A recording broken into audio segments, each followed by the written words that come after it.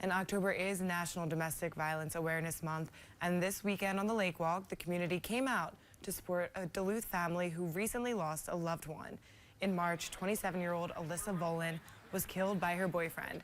Saturday, family, friends, and members of the community walked in remembrance of her life. Vollan is the 6th confirmed domestic abuse homicide in the state this year. Leaders with Safe Haven helped put on the event in hopes of not only honoring Vollan's life, but to remind everyone, if you see something, say something.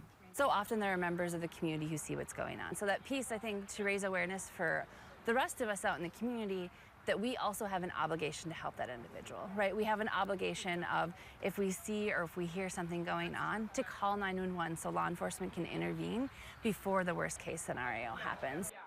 The walk began at the Gitchio Day Ocking Park before everyone walked down to the Lake Walk and back. The location was chosen because of Vollan's love for the beach and Lake Superior. There was Allisa Vollan. She was a kind, loving, creative woman, outgoing, that had a lot going for her when her life was taken short. The family also expressed disdain with the judicial system due to a domestic abuse no-contact order being issued before the murder. As we've reported, 25-year-old Dale Howard pled guilty to second-degree murder in the death of Vollan last month.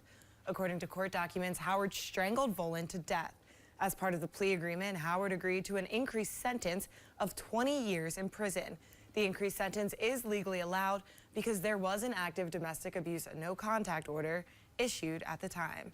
For more information or to donate to a GoFundMe set up for the Vollan family, head to northernnewsnow.com.